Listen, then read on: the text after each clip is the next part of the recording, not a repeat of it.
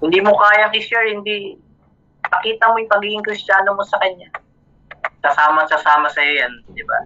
Time will come, baka sumama sa iyo yan papuntang church at makarinig ng Word of God. Yan. Nandiyan pa po ba kayo? Yan. Hindi ko na po sa itong sabi ng Bible in Jude 1 verse 23, sagipin ninyo ang mga nasa apoy.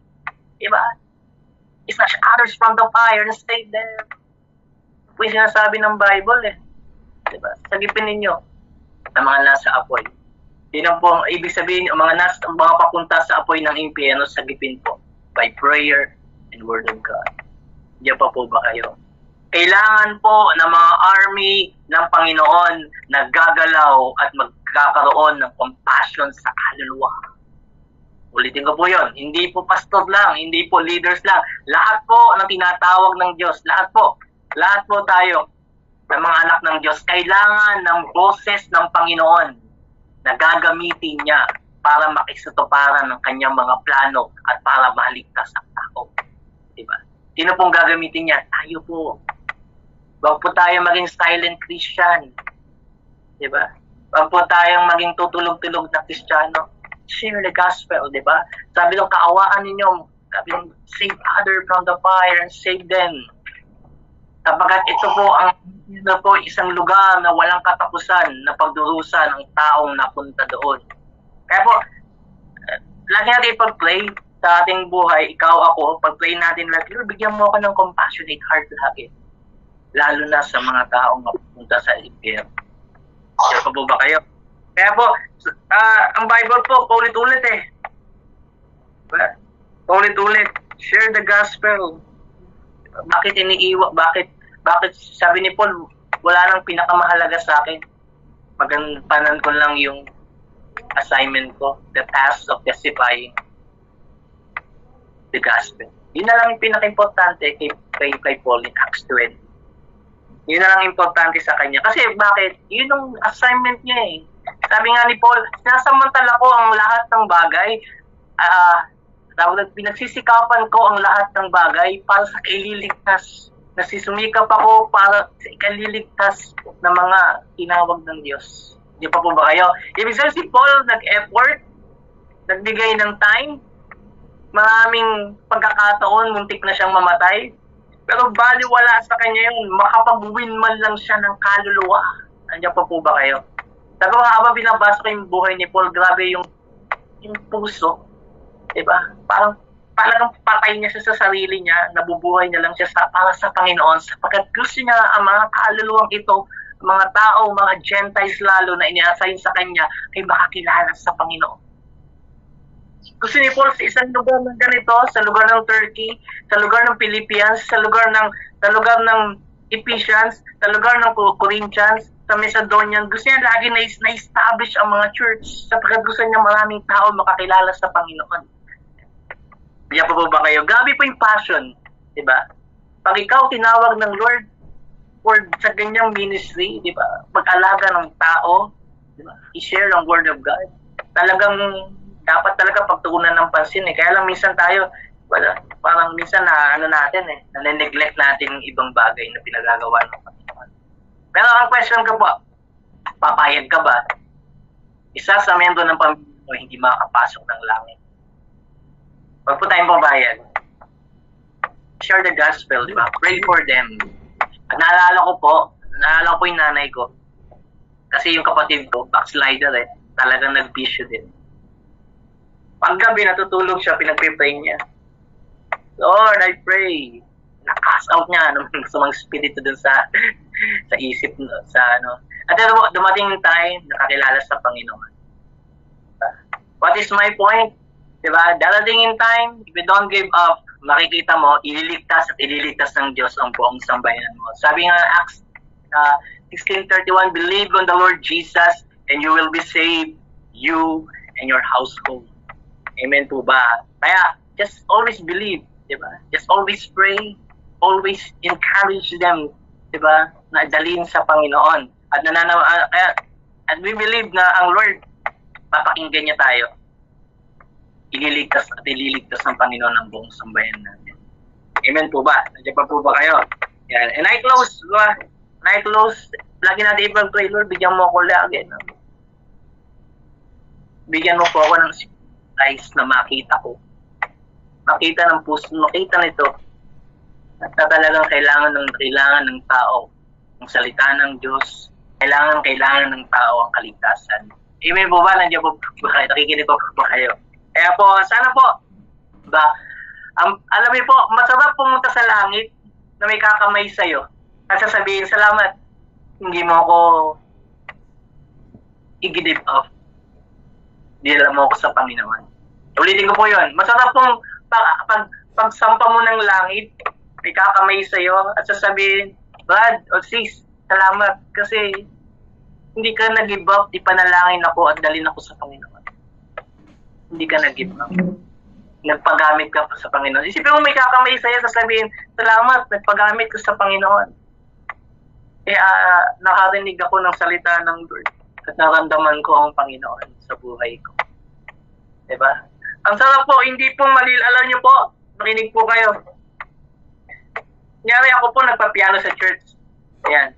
Isa po yan na paglilingkod sa Panginoon. Kaya pagda-dance mo sa church, isa yan sa paglilingkod sa Panginoon. Kapag a-asheret, isa po yan sa paglilingkod sa Panginoon. Pero hindi po yan ang main reason bakit ka nilikha ng Lord. Hindi yan ang main assignment mo sa Panginoon. Nandiyan pa po ba kayo? Kunyari, example na lang po.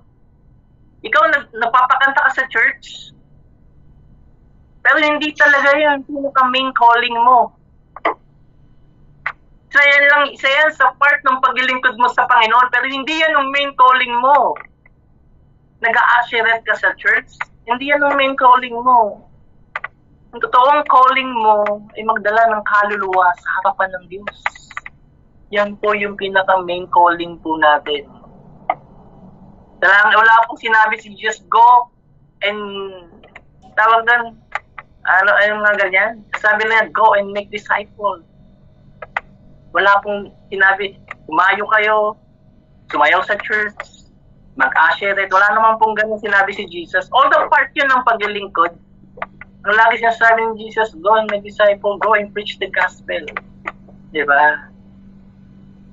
Kasi gusto ng Panginoon ng lahat ng tao, ang mga tao ay maligtas, di ba? Gusto niya malinis din ng dugo ng Panginoong Hesus. Kaya po sa lahat, naisip po natin, pag-pray natin, Lord, gusto ko, ako, ng miyembro ng pamilya ko, di ba? At kung sino man pwede nating ipag-pray, na maligtas po. Kaya po, darating po, time will come, magsasara po ang langit eh. Nawa po, lahat po tayo makapasok ng langit. Kasama ang buong pamilya. Amen po ba? At gagawin ng Panginoon yan if you do not give up. Gagawin ng Panginoon yan if you stay in the presence of the Lord. Ikaw, ang buong pamilya mo ay ilalaban mo at habang ilalaban mo to ng panalangin, di ba?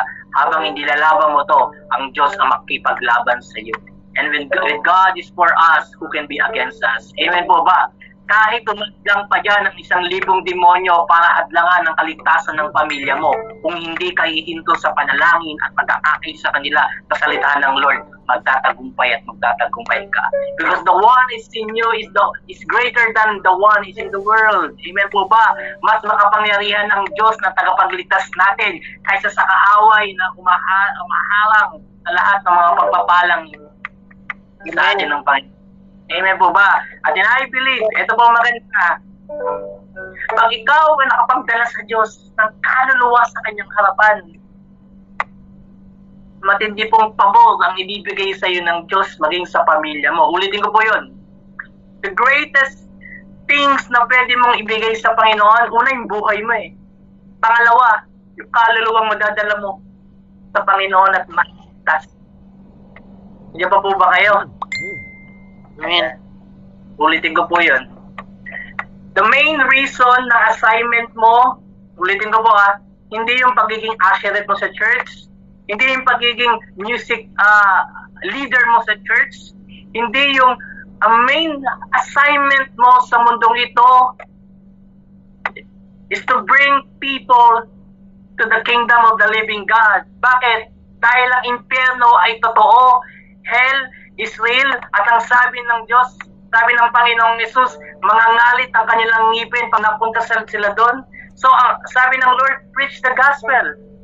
Pag maging, pag nakita ng Lord na talagang ang puso natin, na talagang gusto mong mag-win ng soul, sabi ng Proverbs, he who wins soul is wise. Alam niyo po, pag nakapagdalakas ng kaluluwa sa harapan ng Panginoon, kakaibang pabor ang ibibigay ng Lord sa buhay mo. Di ba po ba kayo? At pag di po natin sila nadala, nagwalang kibo po tayo, ito ba hirap po? Alala ko pa kwento sa akin ng 1980, talagang buhos ang revival, sabi nila. Hindi yung pwedeng umating sa church na hindi walang dala, talagang nagdadala, ganun po yung puso nila. Yung iba talagang at alam niyo po, sana po, di ba, ako sa atin, encourage natin nating sarili. Magpatuloy tayo sa Holy Spirit paano mag-win ng kaluluwa.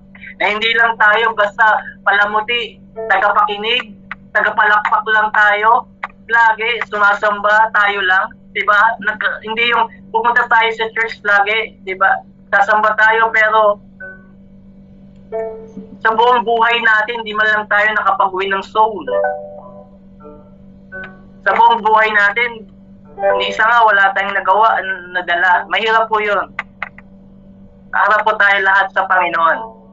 Time will come, maharap po tayo. Ni minsan hindi ka man lang nag-share sa mga tao.